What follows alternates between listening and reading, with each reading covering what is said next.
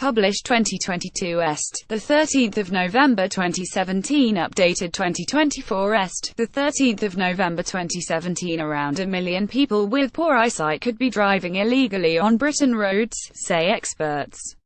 More than a third of optometrists have recently seen a patient with severely bad eyesight who has continued to drive against their advice, a study published today reveals. Based on this figure, it is estimated that around 1 million people could be driving despite not meeting legal minimum eyesight standards. The true figure could be even higher, with a separate poll finding that 3 in 10 drivers have doubted whether their vision is good enough to get behind the wheel. It is estimated that around 1 million people could be driving despite not meeting legal minimum eyesight standards. Campaigners have called for a so-called Poppy's Law, making it a legal requirement for medical professionals to report patients who are unfit to drive. This followed the death of 3-year-old Poppy Arabella Clark, who was killed last year by a 73-year-old motorist who had ignored opticians' warnings not to drive and was not wearing his glasses at the time. With more than 32 million cars on Britain's roads and 46 million qualified drivers, there are fears many more could be putting themselves and others at risk. The report from the Association of Optometrists (AOP) found that 35% of practitioners had seen a patient within the previous month whose vision was below the legal standard but still drive despite being advised not to.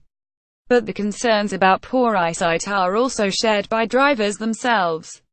A poll of more than 2,000 drivers commissioned by the AOP found that 30% were worried their vision was so blurred they should not be driving. A quarter, 26%, said they have delayed getting their eyes checked despite suspecting their vision has deteriorated. And 16% admitted to knowing a driver whose eyesight they believe to be below the minimum legal vision standard. Worryingly, only 40% of drivers said they would stop driving altogether if they were told their vision was below the legal minimum standard. Britain has some of the most relaxed vision requirements for drivers in Europe. There is no mandatory eye exam apart from having to read a number plate on a parked vehicle at the start of the practical driving test. This means a 17-year-old may continue to drive for the rest of their life with no further checks. Worryingly, only 40% of drivers said they would stop driving altogether if they were told their vision was below the legal minimum standard. Drivers have to renew their license when they reach the age of 70 and then every 3 years after that. But this merely involves filling in a form declaring they are fit to drive and that their health and vision does not stop them from driving safely. All motorists are legally obliged to tell the driver and vehicle licensing agency DVLA if they have problems with their eyesight, but the license will continue to be renewed if they do not admit to having difficulties. The dangers of relying on this self-reporting system has been highlighted in several tragic cases. 7 people were killed and 63 seriously injured in accidents on Britain's roads last year when uncorrected, defective eyesight was a contributory factor, according to the Department for Transport. Natalie Wade, 28, was fatally injured when she was hit by a car being driven by John Thorpe, 78, who was blind in one eye. Bride-to-be Natalie Wade, 28, was fatally injured when she was hit by a car driven by a partially sighted driver who had failed to declare his vision problems to the DVLA. The accident happened as she used a Pelican crossing while shopping for her wedding dress near her home in Rochford, in February 2006. The driver, John Thorpe, 78, of Hullbridge, was due to stand trial for causing death by dangerous driving, but before the case reached court, he was blind in one eye and had poor sight in the other. Miss Wade's family have campaigned for regular sight tests to be made compulsory for drivers.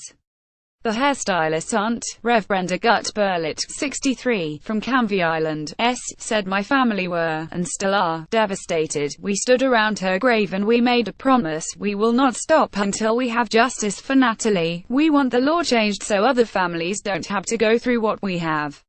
How many more people have to before our outdated laws on drivers' medical fitness are changed? AOP board member Dr. Julianne Little said Britain falls behind many other countries due to its reliance on self-reporting and the initial number plate test.